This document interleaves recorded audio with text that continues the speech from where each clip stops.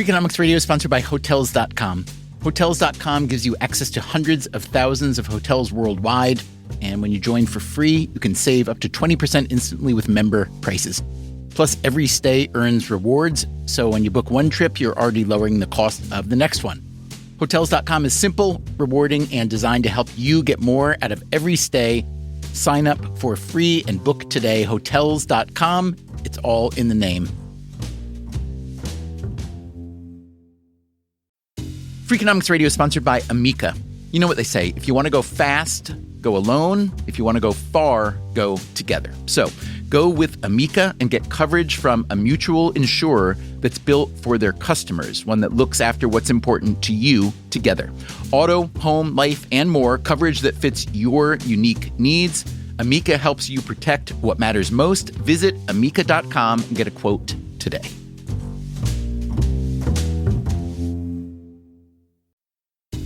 Freakonomics Radio is sponsored by Mint Mobile. Ditch overpriced wireless with Mint Mobile. Cut your wireless bill to $15 a month at mintmobile.com/freak. Upfront payment of $45 for 3 months, $90 for 6 months, or $180 for 12 months. Plan required, $15 per month equivalent. Taxes and fees extra, initial plan term only. Greater than 50 gigabytes may slow when network is busy, includes up to 20 gigabytes hotspot. Capable device required. Availability, speed, and coverage varies. See mintmobile.com.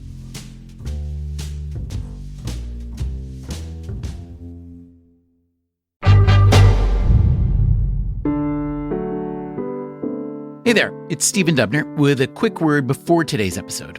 We have a new listener survey that I would love you to take if you have the time and the interest. We are always trying to get better around here, and feedback helps. So please go to freakonomics.com/survey. It'll only take a few minutes. Thanks for that, and as always, thanks for listening.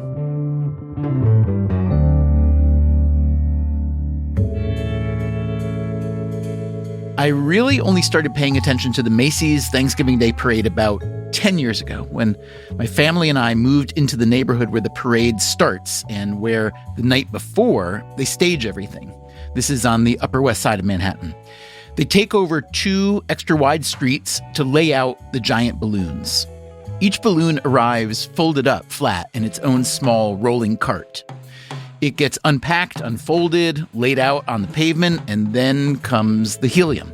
There's a truck nearby with big helium canisters stacked horizontally on a rack.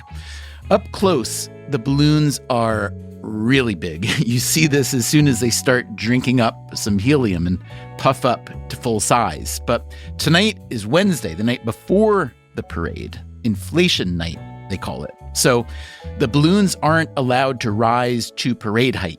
Each one has a net thrown across the top, and the net is held down by sandbags. If you happen to be passing by on foot, this can provide an unusual view of your favorite balloon character. A bulging eyeball, a massive derriere, some very chubby fingers. Many thousands of people come see the balloons on Inflation Night. It is an unusual and joyful scene for the visitors and the locals. For many people, myself included, it is the best New York night of the year. A lot of people who live on these blocks throw inflation parties up in their apartments, and when you look straight down out of your window, you get another unusual and wonderful view of the balloons. I've watched this whole operation for several years now, and every year I'm a little bit more impressed. The parade people execute the mission with a blend of military efficiency and childlike glee. You can't help but marvel at how much planning must go into it. Also, how good the execution has to be, not just from the parade side of things, but from the city side and the broadcasting side. And it's not like they have weeks or even days to set up. On Wednesday morning, the streets are normal, full of cars, trucks, jaywalkers, dogs, bikes, and then the balloon people come and you get to see the real up-close version of the thing that everybody else has to watch on TV in miniature. The cleanup begins as soon as the last balloon enters the parade on Central Park West, and by the time they reach the Macy's flagship store down in Herald Square, our streets are back to cars and trucks again, although not so many since it's still Thanksgiving morning. Like I said, It's only recently that I began paying attention to the parade. I do remember it being on TV when I was a kid, but I don't know, I guess I just wasn't a parade person. Seeing it up close made me curious, and after last year's parade, I took a look at the TV ratings. Holy, nearly 30 million viewers. Another 3 million plus watch in person from the sidewalks and grandstands. But the TV numbers blew me away. As you may know, the television juggernaut these days is the National Football League. Of the 100 most watched broadcasts last year, 93 were NFL games. The Macy's parade was one of the remaining 7, beaten out only by the State of the Union address. A TV audience of 30 million must generate a lot of ad revenue. And then I got to wondering how much. And then I got to wondering how much it costs to produce the parade. Simple questions, right? As it turns out, not so simple. Macy's is one of the oldest department stores in the U.S., and it has a lot of traditions. One of those traditions is not talking about the economics of its Thanksgiving parade. They like to call it their annual gift to the nation, and we all know it's not polite to ask how much a gift costs. But today, on Freakonomics Radio, we ask anyway.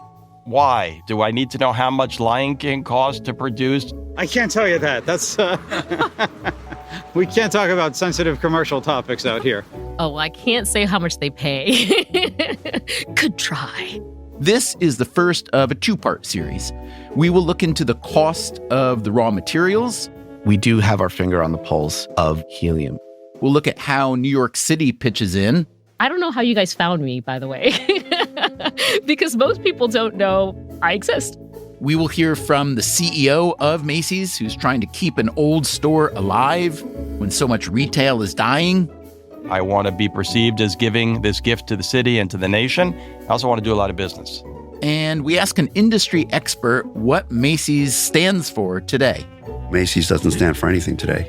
So come along as we drink the helium and wonder if the Macy's parade may be the most valuable asset Macy's has.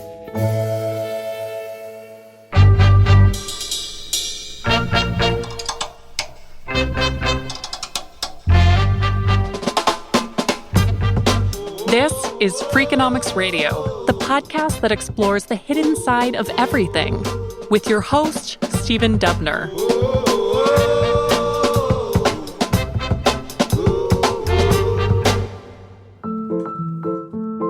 We are hardly the first people to wonder how much it costs to stage the Macy's Thanksgiving Day Parade. There are published estimates ranging from around $10 to $15 million, but they're just estimates, and it's unclear where those numbers come from, which makes sense. Macy's doesn't like to talk about it, and therefore it's hard to even identify all the costs. It's also hard to quantify the benefits. Keep in mind that most of the balloons and floats in the parade are sponsored by big brands that are presumably paying big money for the millions of eyeballs that will see them.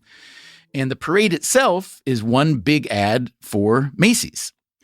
But let's start by focusing on the costs.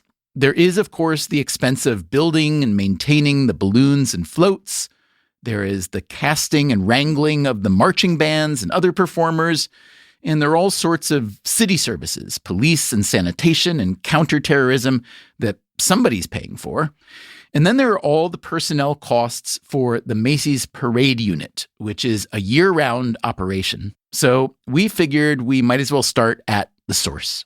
Will Koss, and I'm the executive producer of Macy's Thanksgiving Day Parade.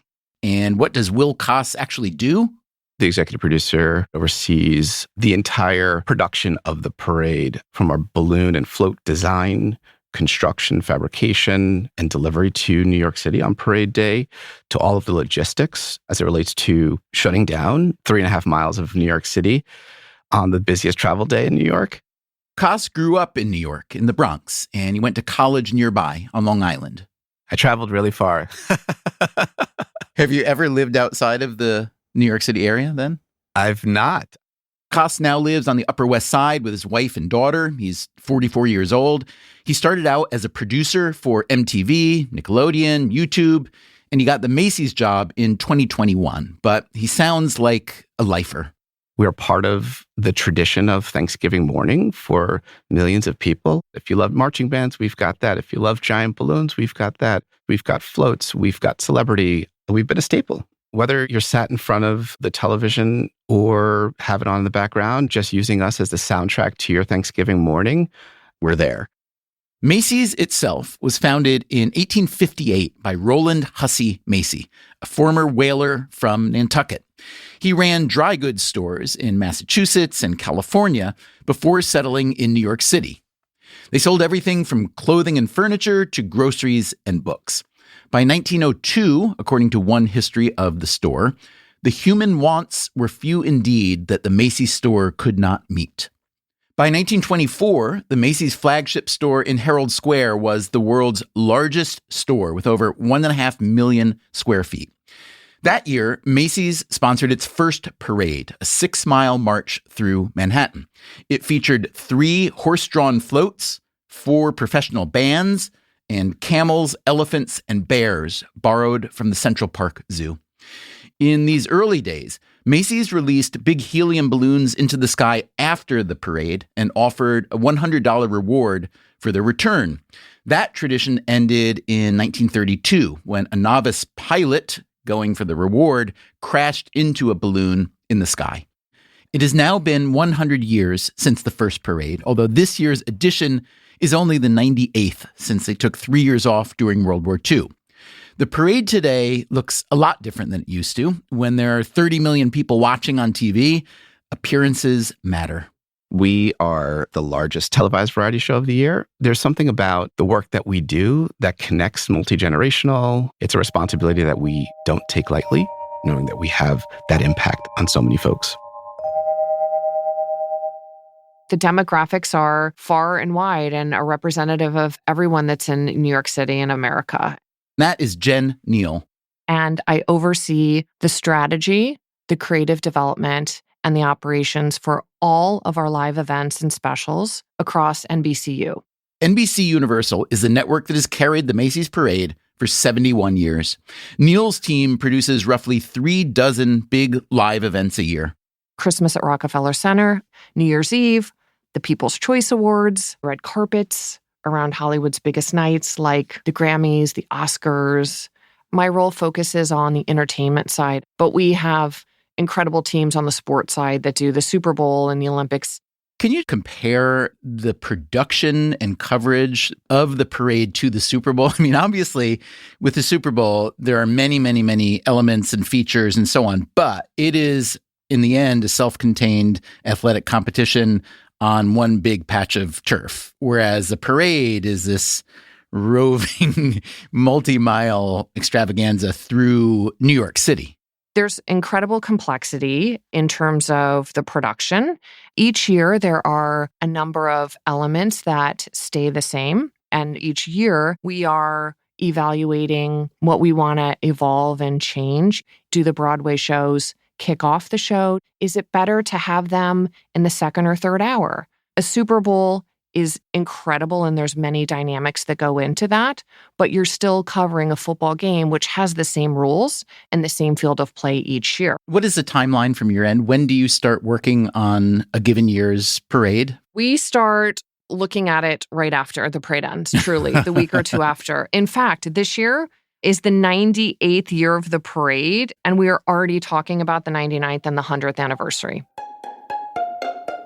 The parade is an 18-month pre-production to execution process.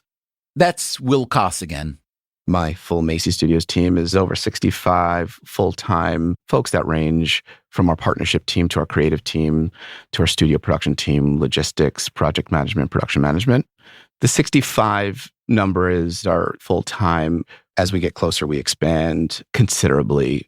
The week before, they paint the star on 34th Street. The Monday and Tuesday nights, we shut down 34th Street in front of Macy's. We're rehearsing with all the performers. Wednesday night, we've introduced in the last 2 years a countdown show to bring to life the inflation of the balloons that happen magically on the Upper West Side. And then Thursday, we have a call time, the day of Thanksgiving, 2 a.m. And Jen, where do you spend parade day? I'm in the truck. I'm in the truck on parade day. Which is where? On 34th Street or adjacent to 34th Street. And what's that day like for you? There's a lot of energy, a lot of adrenaline. We go live at 8:30 through noon, so it's 3.5 hours of that coverage. We have preparation and contingencies and plans for every single thing that can happen along the way. And then I do, once every parade, take 30 seconds during a commercial break and jump out into the streets and see the scale of, Snoopy or the Minion or the Doughboy adjacent to the buildings in New York. And it's magic. It also sounds incredibly expensive to produce from your side, not just the coverage part, but the coordination and the run of show and talent and so on. Can you just talk about how extensive that is? We don't really get into the cost of everything, but what I can say is we know that this is incredibly valuable to our advertising partners. And we know that advertising messages that are in the parade deliver stronger memorability and likability. I did see on the NBCUniversal site a report about the power of the parade from a consumer perspective. Said that the year-over-year growth demonstrates that NBCUniversal is moving consumers down the purchase funnel. What does that mean, moving consumers down the purchase funnel? First, our job is we got to make sure that this is incredibly entertaining and relevant and great TV. And second, brands want to be associated with this because their messaging is woven in, and each brand takes a different strategy to do that. Can you give me an example? When you are a Cheney turkey and you want to have a turkey float, they're going to want to talk about the number of years of the Big Turkey Spectacular and what Cheney brings to you. Well, the star of the Thanksgiving meal has arrived on a green and gold platter, the signature colors of its gracious host, Cheney. If you're the Jolly Green Giant, you're going to talk about holiday traditions and some of those products. Well, there in the valley, on the farm, the Green Giant oversees the fall harvest, ensuring that each vegetable for your Thanksgiving table is picked at the peak of perfection. In other words, yes, the Macy's Thanksgiving Day Parade is a parade, but unlike a memorial parade or a victory parade or a pride parade, this one is plainly a commercial venture, a marketing venture. If you have a Minions float, you're definitely going to talk about Stuart the Minions and the Frantic Bananas. Ronald McDonald, Smokey the Bear, all of these are traditions and floats that have their own unique messaging, from forest fires to fundraising for children's hospitals to the Wonder Ship float. If I were to spec this out from a Super Bowl, I know the Super Bowl generates around $600 million in ad revenue. That's at an ad rate of about $7 million per 30 seconds. And that's viewership of 110 million, so significantly more than the parade. But I could imagine that the total ad revenue for the Macy's Parade might be in the neighborhood of like 100 or 150 million. Does that seem ballpark, or do you not know? I'm focused on the creative side and how are we covering this event in the best way to bring audiences at home this extraordinary tradition. We did later find an estimate from Vivix, a company that tracks commercial ad spending. They report that brands spent $76 million to advertise on NBC during last year's parade broadcast. Macy's would, as the saying goes, neither confirm nor deny. And that TV revenue presumably wouldn't include money the brands pay Macy's directly for the rights to sponsor a balloon or a float. Although we should say not every balloon or float is bringing in sponsor money, because some of them are promoting Macy's itself. Here's Will Koss again. Tom Turkey and Santa are Macy's owned and are the iconic elements that open and close the parade. Okay, so there's no royalties being paid to the Santa Claus Foundation or anything like that, I assume? No. So I want to ask you about the relationships with the brands and whatever you're willing or able to tell me about the financial relationship.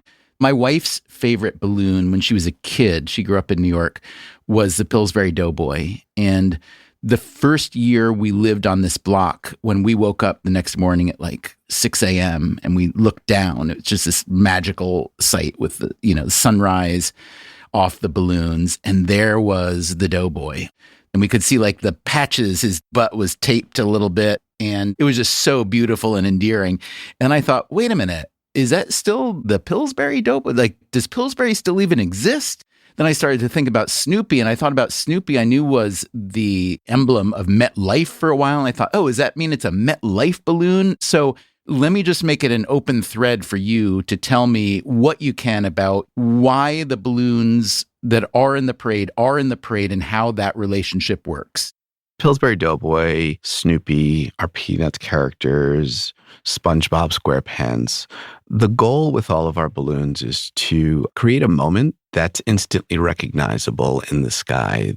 As it relates to selection of balloon, the most important goal is to ensure that each of the characters resonates with our audiences. And our audience is 1 to 100. So we have some of those, we'll call them legacy characters. And then we have new characters that are appealing to a much younger audience. And Will, what if someone like me came to you and I said, hey, Will, I've got this brand, Freakonomics Radio. In some ways, it's a pretty big brand, but, it's kind of like a big niche brand. It's not Teenage Mutant Ninja Turtles. It's not, Spider-Man. I recognize that. But I've also got a pretty beautiful visual image, what we call an orpal, right? It's an apple that you cut open and it's an orange in the middle and it's, it's fruit. Who doesn't like fruit? And I think it would be worth my while to try to figure out how to get my brand in front of the world. These 30 million people that watch it on TV, these 3 million that are there. Would you even take a meeting with me? We're taking the meeting right now. You're underselling the brand, my friend. We're open to taking every meeting and every conversation. This is not an exclusive members-only type of event. Well, maybe not quite members only, but it is a small club. This year, there are 17 giant balloons in the parade. Sadly, the Freakonomics Orpal is not one of them, but this guy has one. I pinch myself when I see the balloon fly down the main avenue there. That is Jeff Cheney. I'm an owner of an unlikely story bookstore in Plainville, Massachusetts, and I'm the author of the Diary of a Wimpy Kid series. Now, for those who are children or have children who have read those books, you are somewhere between, I don't know, Jesus Christ and pick your favorite cult hero ever. What's it been like to be you these last 15, 18 years? The ride for me has been a lot like the Truman Show. I feel like I created this character who's a stick figure, and somehow that has propelled me into the most unusual situations you could ever imagine. How many books have there been now, and how many copies sold globally? There are 19 books in the main series. I have 4 or 5 spin-off books, and there have been about 295 million sold. For people who don't know the series or don't know the character, just talk to me for a minute about Greg Heffley. Who is he? What is his interior and exterior life like? Greg Heffley is a complicated character. He's a bit of a mess. He doesn't always do the right thing. At the time that I was writing Wimpy Kid, I was reading Harry Potter, which is about a boy who's an aspirational character. He's heroic. Greg isn't heroic. He doesn't really want to hear about his best friend Raleigh's vacation and their awesome adventures. He's like a Larry David type in a way. He's very flawed, but hopefully still lovable. Give me a little bit of the origin story of Wimpy Kid itself and Greg Heffley himself and how you brought them to life, how long it took, etc. My big dream was to become a newspaper cartoonist. When I was growing up, we got the Washington Post every morning. My father opened the paper to the comics page. So when I got up, it was already open to the Far Side and Bloom County and Calvin and Hobbes. You had good taste in comics. Yes. And I was like, well, I know where I want to be. I want to be at the top of that page. And so in college, I created a comic strip that got the attention of the Washington Post. They did a big full-page article on the style section and said, hey, this is the next big thing, this comic by this guy. And I believed it. Then I hit the reality of shrinking newspapers and the limits of my own talent, and I couldn't break into the comics. So after about 3 years of bonking my head into the wall, I realized that it wasn't going to happen for me. At the time, I was keeping a journal The journal was an organic mix of text and cartoon illustrations that kind of showed what was happening in my life at the time. I looked at it and I said, hey, maybe I've got something here. I can't be in newspapers, but maybe I can be in books.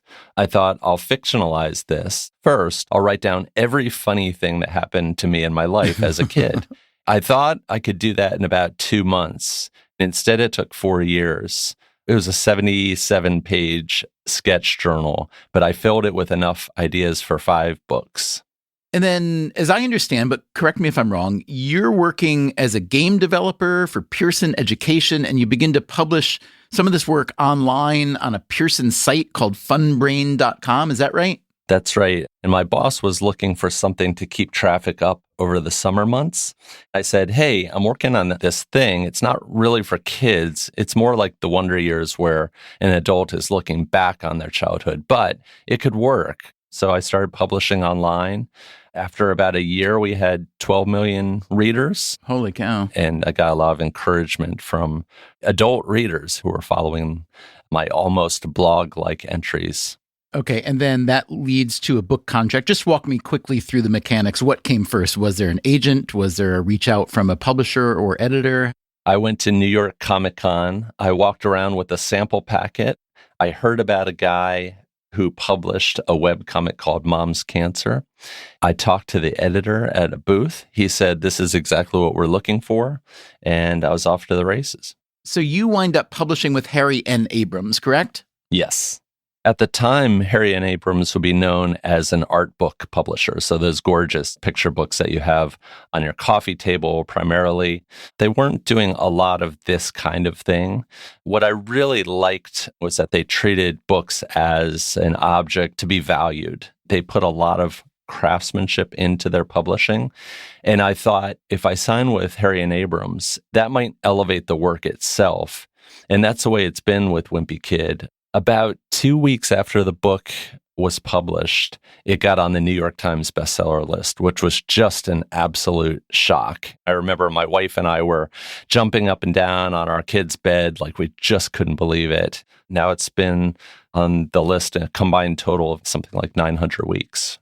And let's now talk about how you came to intersect with the Macy's parade.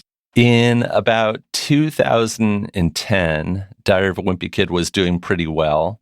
And we had an ambitious publicist named Jason Wells who said, hey, I think we could get a balloon in the Macy's parade.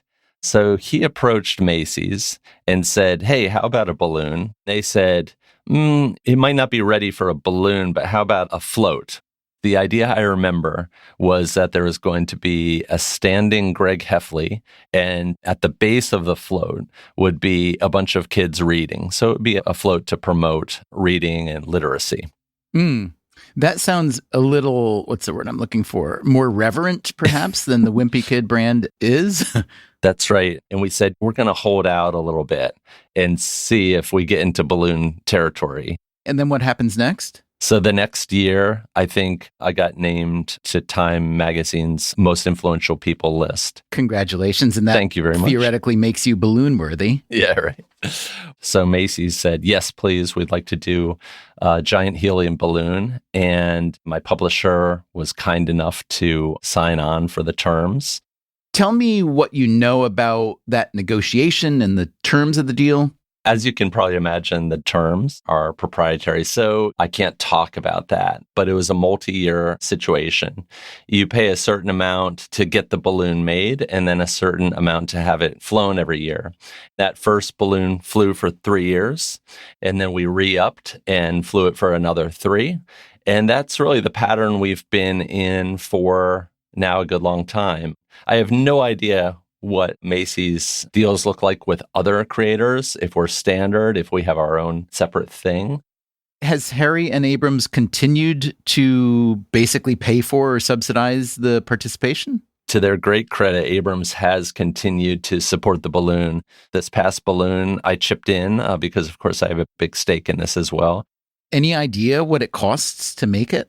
I don't know what the actual costs are to make a balloon, but I would guess it's somewhere around the low $100,000 range. I guess the big question is, how do you and your publisher think about ROI and all that implies? Not just, whether it extends and grows the brand and sells more books and so on, but if it creates a different sort of awareness around the brand. That's a really good question. We think about it a lot.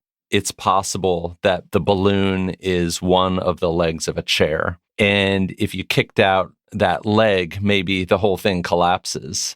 The fact that Wimpy Kid is still going strong suggests that the balloon is a part of that equation. But there's also some real pride that's associated with the balloon. Everybody gets to hold the string and walk down the streets of New York City. So what's that like? It's nerve-wracking in a way because you're sort of presenting yourself to the world. You're saying, hey, my property is worthy of being here. I remember the first few years, like we would walk the balloon down the main avenue and I think people were sort of scratching their heads. What's this? Is this Charlie Brown? Who is this? And over time, one of the rewards of this has been that Wimpy Kid is sort of seeped into the cultural consciousness. So now most people know what the cheese touch is. Explain the cheese touch for those who aren't familiar. There's a piece of cheese in the first book that sits under a basketball hoop, and it becomes an existential threat to Greg and to all of the middle schoolers. Everybody's worried about getting the cheese touch because it means, certain death in the middle school popularity ranking. This year will be Wimpy Kid's 14th consecutive Macy's parade. That puts him on the all-time leaderboard, but he's still way behind Snoopy with 43 appearances and Pikachu with 24. Kinney told me that a balloon typically lasts 3 to 5 years. He is now on the third version. I think we've gotten better and better at it, and now Greg really looks exactly like I'd like him to look. Describe the current balloon. The current balloon has Greg sort of hunched over, getting ready to touch the piece of cheese. So I said to Macy's, we really need to do something special. What can we do? And they came up with an idea that the cheese itself could be in a cart or a car that's like a motorized vehicle that could spin and sort of spew green smoke into the air to make the cheese look like it's emitting smells. Let's go back for a sec. Describe the design process and how involved you are. It's really exciting. It starts with a sketch, and then it moves to kind of a pen and ink drawing. And then Macy's has to turn that into a 3D model, which is not so easy with my character. My characters are two-dimensional purposefully. I don't have any sense of 3D space at all.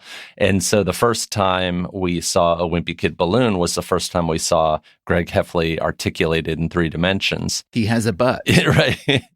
In the early days with Macy's, I'd go down to Hoboken, New Jersey, and there would be a clay model waiting for me. The clay was still pliable. And then we would make changes on the fly with a really skilled artist. It would spin around on a pole so we could see it from every angle and really imagine what it would look like from the street level. Since Jeff Kinney's first Wimpy Kid balloon, the Macy's Parade studio has moved from Hoboken to nearby Moonachie, New Jersey. And rather than clay, balloon modeling now is done with 3D printers. Coming up after the break, let's go to Moonachie. Welcome to Macy's Studios. I'm Stephen Dubner. This is Freakonomics Radio. We'll be right back.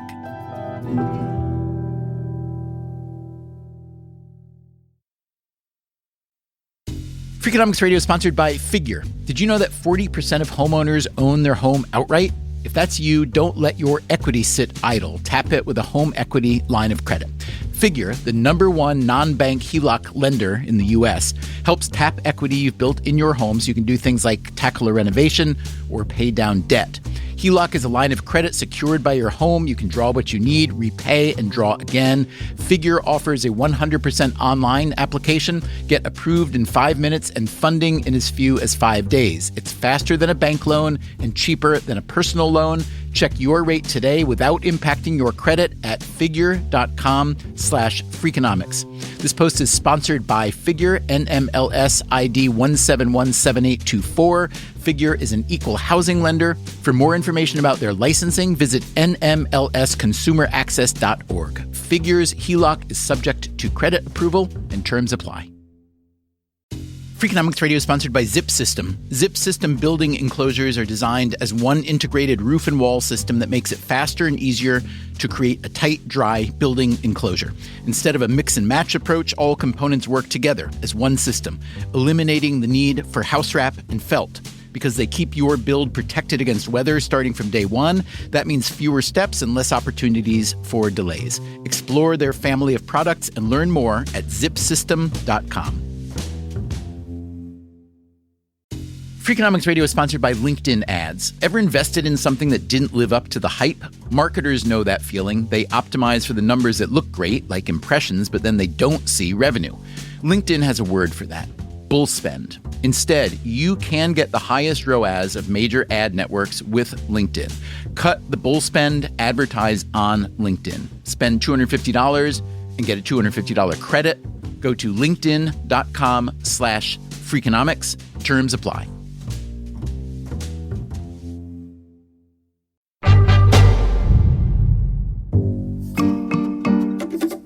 Will Koss, the parade's executive producer, met us at the Macy's Parade Studios in Moonachie, New Jersey, just a few miles across the Hudson River from Manhattan. This is our 3D printing room.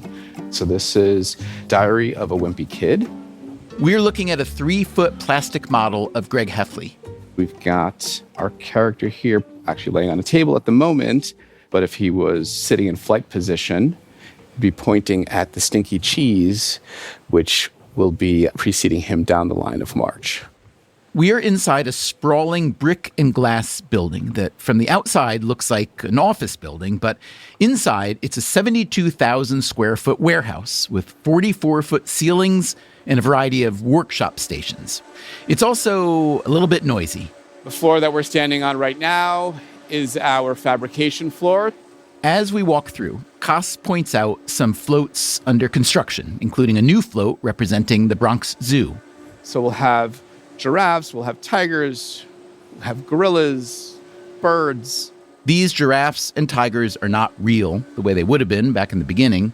Every element that you see here being sculpted by our very, very talented artists start as a block of foam. We're going to walk over to meet the legend himself, Mr. John Cheney. Howdy. Good to see you. I brought some friends to talk to you. John Cheney is a carpenter who has worked on nearly 50 Macy's parades. I came to New York and I wanted to be an artist. So I went to the Art Students League, and in a few months I started running out of money. But my dad used to always have the parade on, and I met some girl who wanted to work in the costume shop. So I said, I'll just walk over to Macy's and see what's happening. 50 years ago, it was a lot different than all the paperwork now. They had this hiring rail. You got up to the rail, and there were all these kids around with very nice suits and everything, and I got ripped up jeans and a T-shirt on. I said, I want to work the parade. And they said, hey, he wants to work the parade. And that's how I got hired. And how does it feel for Cheney to work year-round on something that'll be seen for just one day? Well, millions of people see it. So the exposure is really great. But there is something mind-boggling about doing all this work for one night and setting it all up in one day and now taking it down. And I guess that's part of the pressure. You have this incredible deadline, and we work all night in the beautiful weather because we don't even dare say that other word. The week before is maybe the hardest time. It's like getting into the water. You know, once you're in there, damn it, we're doing it. I don't care what's going wrong. Let's go. Cheney is one of a couple dozen members of a team of carpenters, sculptors, welders, electricians, costume designers, and what are called balloon technicians. Here's Will Koss again. Right now we're on the balloon studio floor. Once our balloons are flattened, they make their way over to our heat sealing tables. And this is essentially a sewing machine, but instead of a needle and string, it's actually melting the two pieces together. And we actually have a balloon in process right now. This is Marshall, our Paw Patrol pup. Marshall is a Firehouse Dalmatian from the animated kids show Paw Patrol. So Marshall is presently rigged to one of our rigging points in the ceiling. At this point, he just looks like a big, white, round blob with no distinguishable limbs. That's because of how these giant balloons are built. The head right now is the chamber that's inflated. The rest of the balloon is deflated because we're working specifically on the head unit. And that's how all of our balloons are fabricated. They're fabricated into chambers, which gives us some flexibility if we do run into a situation on parade day to quickly try to remedy that one specific area without it compromising the integrity of the entire balloon. Jeff Cheney had told us earlier about a mishap with the Wimpy Kid balloon. Yeah, I think Greg's hand popped this last year, and it looked a little bit sad, but these things happen. Marshall, the Dalmatian, is a new balloon in this year's parade, one of 6. All the new balloons will need to have a dry run outdoors before the parade. Our volunteers, our balloon handlers, and our flight management team have an opportunity to see the balloons working in real time and reacting in wind conditions and take notes and prepare for Thanksgiving Day. This dry run is called Balloon Fest. It happens in the parking lot of MetLife Stadium in East Rutherford, New Jersey, about 4 miles from the Macy's studio in Moonachie. Balloon Fest is always held on the first Saturday of November. Good morning, everyone. Welcome to Balloon Fest. There are several hundred volunteers to handle the balloons. On parade day, there will be 5,000 parade volunteers. Okay, I need 20 handlers. I need 20. The 6 new balloons, including Marshall and Minnie Mouse and a new Spider-Man, they are already inflated and held down under a net with sandbags. When the time comes, the sandbags are taken away, the nets are pulled off, and the volunteers slowly unroll the thin ropes that are attached to what they call the handling bones, which are plastic X-shaped grips.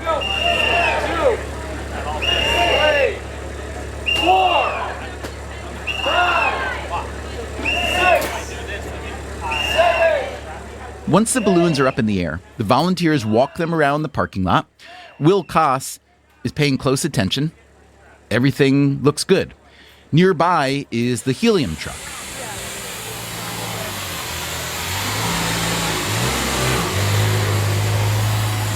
Here's the helium guy.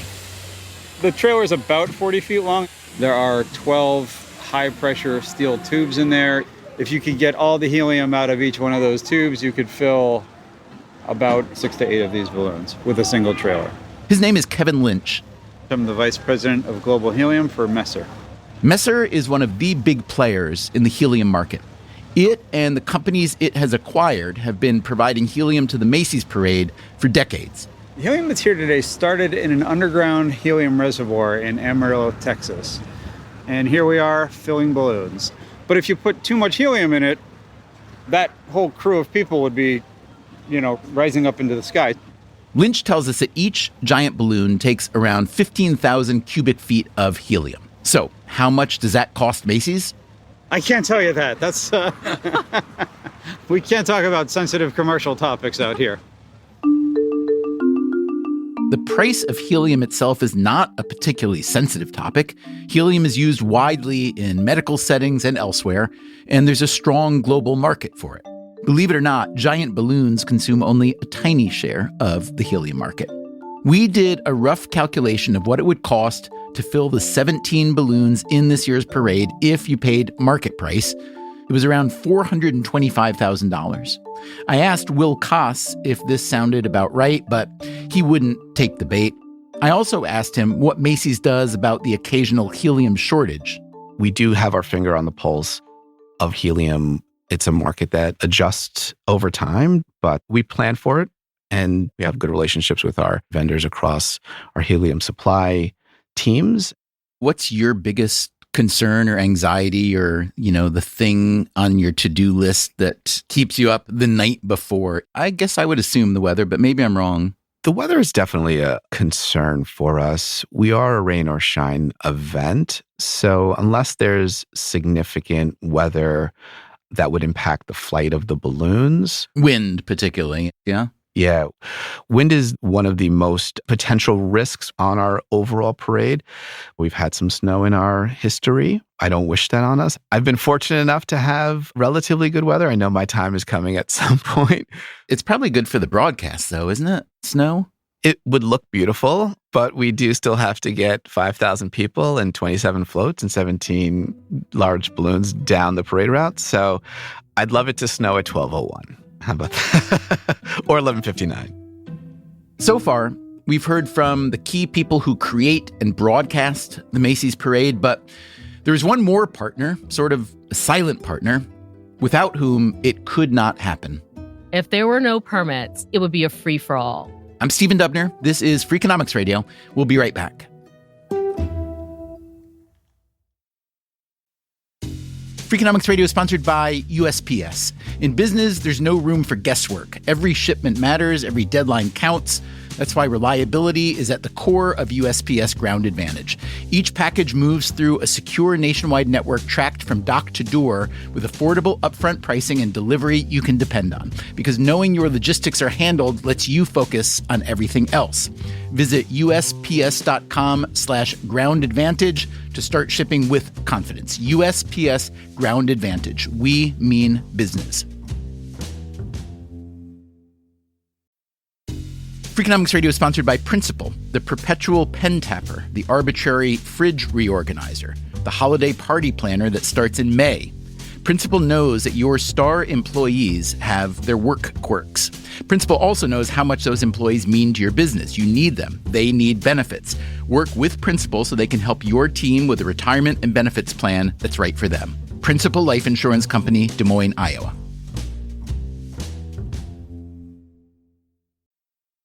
Freakonomics Radio is sponsored by PNC Bank. Boring, great word, bad rep. Yet time and time again here at Freakonomics, we find that when something culture-changing happens, boring things like calculations and careful planning are usually behind it. Which begs the question, why not apply it to other aspects of life, like banking, for example? Well, PNC Bank did since its inception, proving time and again that the best banking strategy isn't the exciting type, but the steady, reliable, definitely not YOLO type. PNC Bank, brilliantly boring since 1865. Brilliantly boring since 1865 is a registered mark of the PNC Financial Services Group, Inc. PNC Bank, National Association, member FDIC.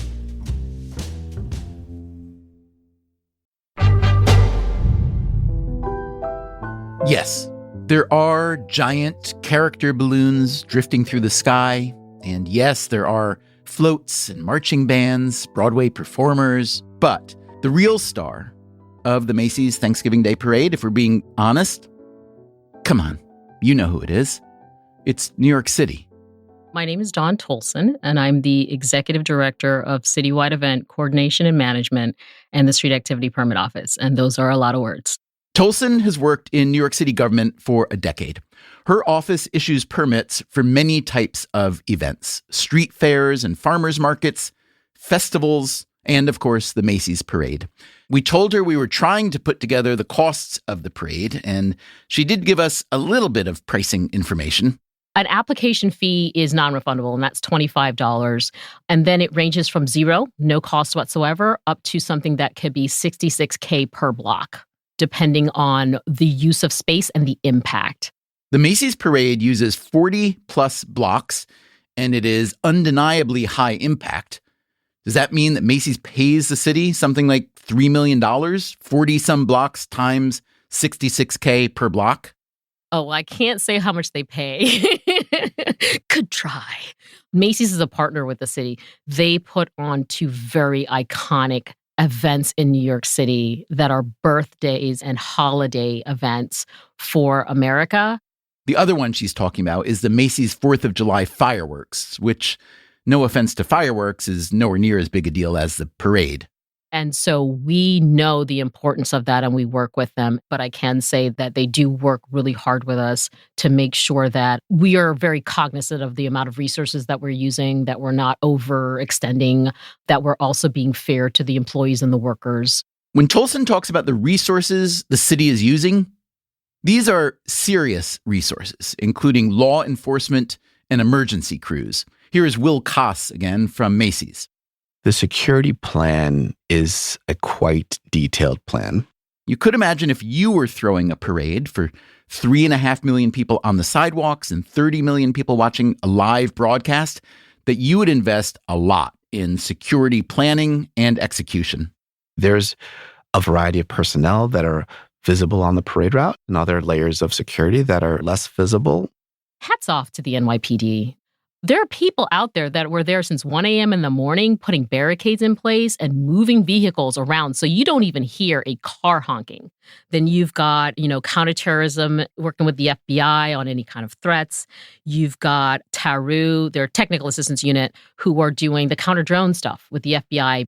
And then you've got the DCPI, their press group, doing press conferences with their chief of departments and chief of patrols. So basically, you're enacting the entire NYPD. And what does it cost to enact the entire NYPD? And how much of that comes from Macy's?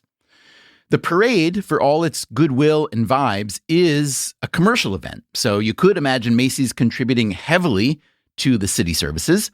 On the other hand, even if you don't buy my argument that New York City is the real star of the show, the city does get a lot out of the parade. When I was a kid and saw the parade on TV, I barely noticed the floats and balloons. I was staring at Central Park West. To a farm boy, which is what I was, the balloons and floats were cute, but the fantasy was New York. So does New York City kick in all those resources for free for the Macy's parade? Does the cost of the permit itself cover all these services? Those are questions that no one would directly answer on either the city side or the Macy's side. And there are other city resources to talk about, other city agencies that get involved.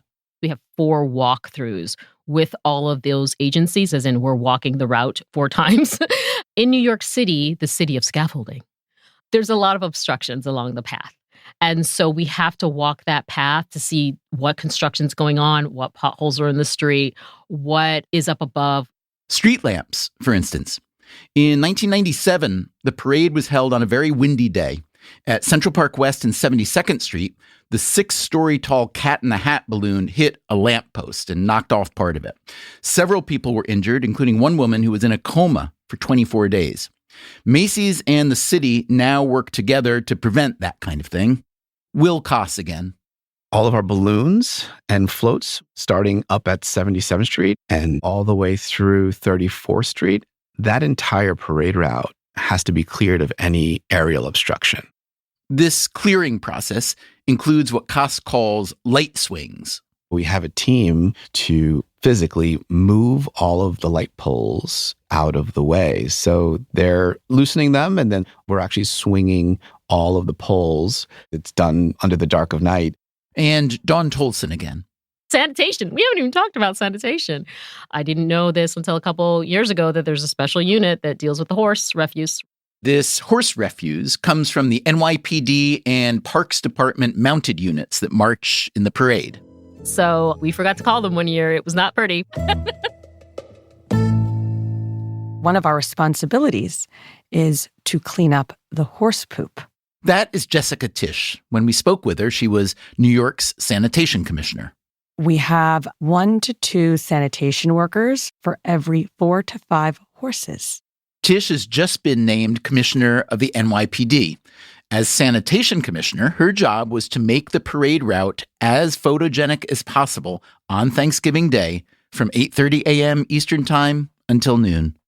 Those streets, about 42 blocks, they need to sparkle because New Yorkers and people from around the world all converge on that part of the city, and we want those streets to look really good.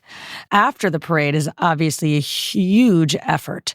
We have about 150 sanitation workers who are involved in the post-parade cleanup.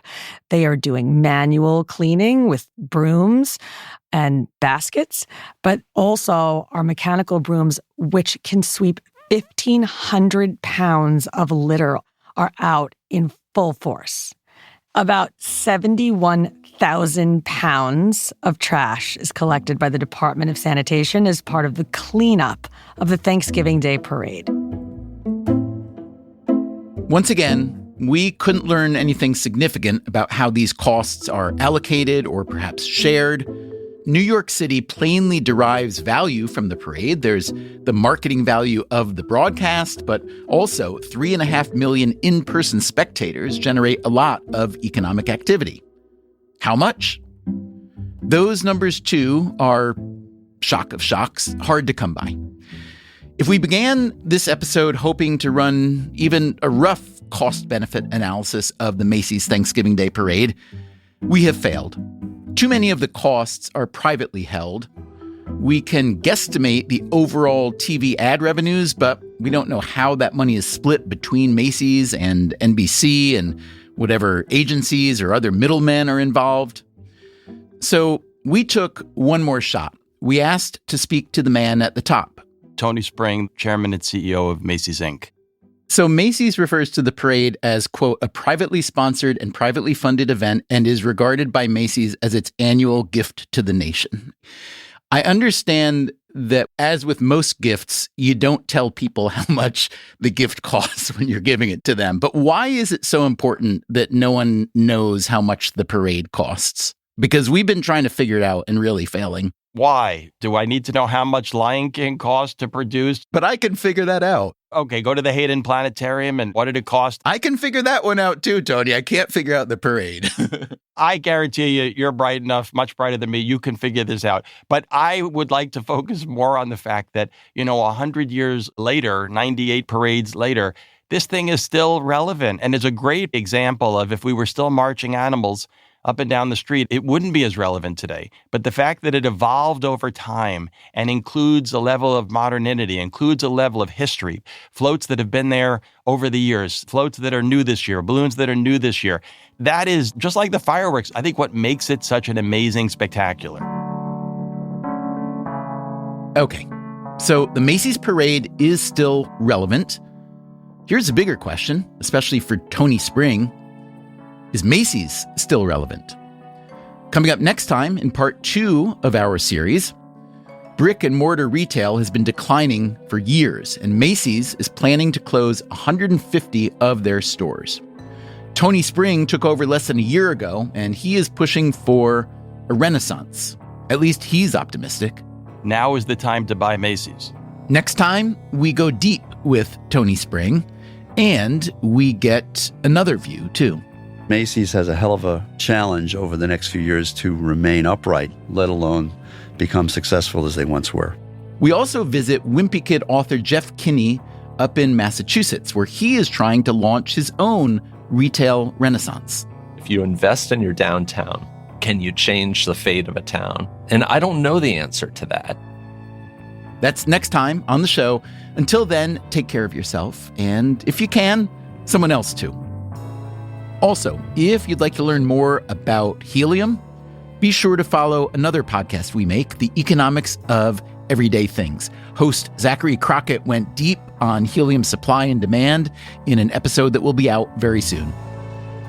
Freakonomics Radio is produced by Stitcher and Renbud Radio. You can find our entire archive on any podcast app, also at Freakonomics.com, where we publish transcripts and show notes. This episode was produced by Alina Coleman. We also had recording help from Alexander Overington. And special thanks this week to Thomas Recupero for the research paper and to Harlan Coben. Our staff also includes Augusta Chapman, Dalvin Abuaji, Eleanor Osborne, Ellen Frankman, Elsa Hernandez, Gabriel Roth, Greg Rippin, Jasmine Klinger, Jason Gambrell, Jeremy Johnston, John Schnars, Lyric Bowditch, Morgan Levy, Neil Carruth, Rebecca Lee Douglas, Sarah Lilly, Teo Jacobs, and Zach Lipinski. Our theme song is Mr. Fortune by The Hitchhikers. Our composer is Luis Guerra. As always, thank you for listening.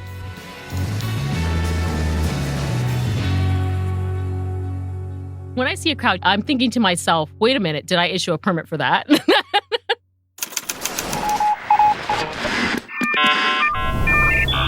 Freakonomics Radio Network, the hidden side of everything. Stitcher.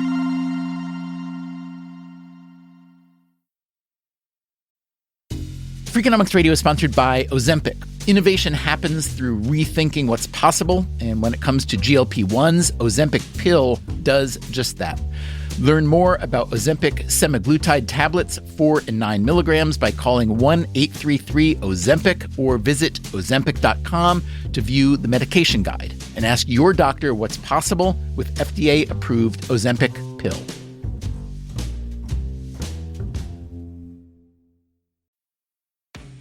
This podcast is supported by Nurtec ODT, Rimegepant. We know you didn't ask for an interruption, but migraine doesn't wait for the right moment to interrupt either. It just barges in, takes your time, and throws everything off. So when migraine takes your time, take Nurtec. It's for the acute treatment of migraine with or without aura in adults. Nurtec can provide pain relief in 2 hours, which can last up to 2 days. Ask your healthcare provider if Nurtec is right for you, because your time is for you, not migraine. Don't take if allergic to Nurtec ODT. Allergic reactions can occur even days after use. Get help right away for trouble breathing, rash, swelling of face, mouth, tongue, or throat. High blood pressure and Raynaud syndrome can occur. Get help for high blood pressure, numbness, coolness, pain, or color changes in fingers and toes. Common side effect is nausea. For full prescribing information, call 1-833-4-NURTEC or visit Nurtec.com. All right, back to your podcast, playlist, or whatever's keeping you going today. Welcome back to Should I Get It Delivered? Contestant, you're out of food and your meds, but are too tired to get up. Do you A, pout, B, beg your roommate, or C, get Walmart to deliver it all same day? Same day? Who knew? Gonna go with C, Walmart. That is correct. Walmart offers same-day delivery for prescriptions, groceries, and more. I love not leaving my couch. Walmart. Who knew? Subject to availability, restrictions, medication exclusions, and fees apply.